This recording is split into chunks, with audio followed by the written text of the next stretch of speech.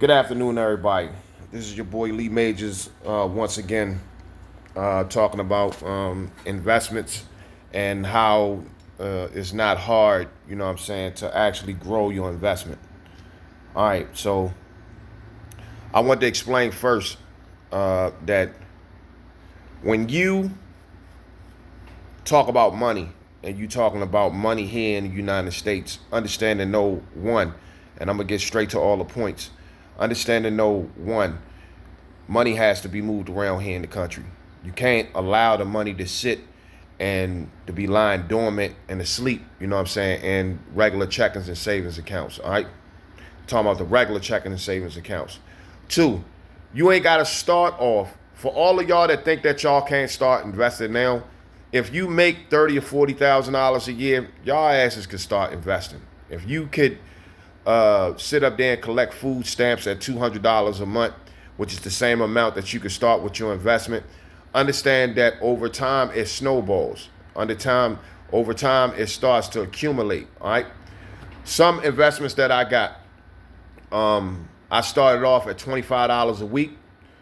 From $25 a week, you know what I'm saying, it went to $200 a month. From $200 a month, it went to, you know what I'm saying, almost $600, you know what I'm saying, every 2 months. It keeps growing as time goes. All right. So if you got a set plan, the number one thing you need to do is look at the amount of time that you want to invest. Get the number of the accounts that pay certain interest on your investment. And then also look at the multiplication of the years times the percentage each year what you make off of your investment. And there go your motherfucking solid number. You already know how much that you will actually be making. You have to start off small. All right. You could buy stock at like $12 a week and it'll slowly grow. All right. Rome wasn't built overnight. This is not no instant Grinch stuff.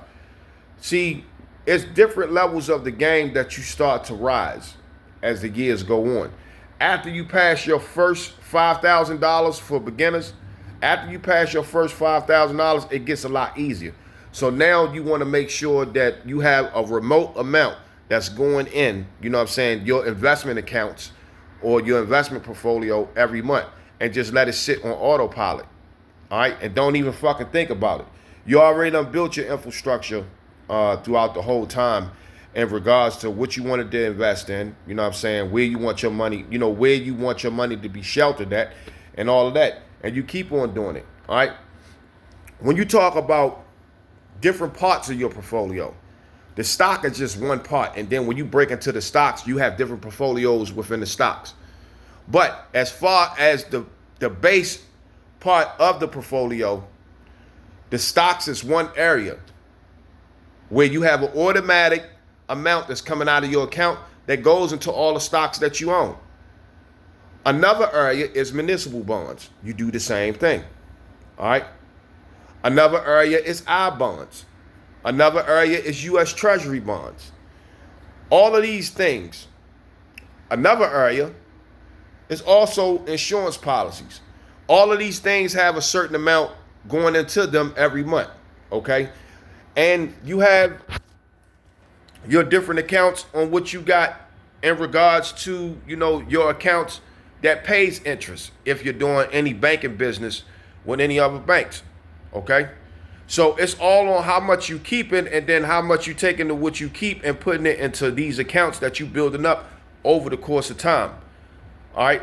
You got people that make 30, 40, $50,000 a year, $70,000 a year, but they spend all of the money. It ain't like that they invest in $10,000 a year.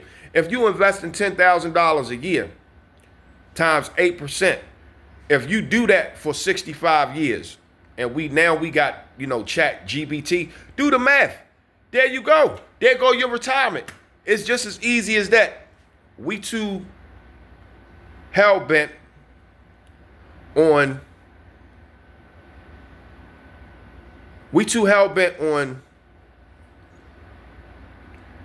being quick, and we not planning for what we, you know, or having any purpose for what we actually using the money for.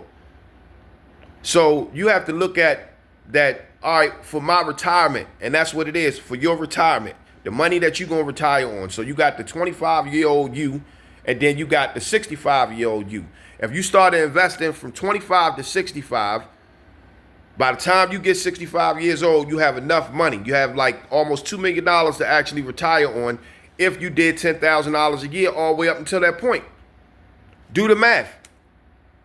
Do the math.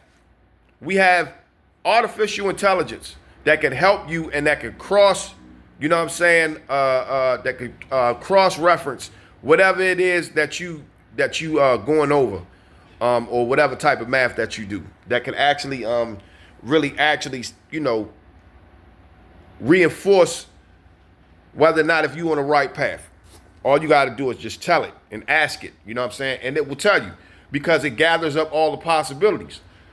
So you want to slow growth your investment. You want to slow growth your investment. You have to put shelters.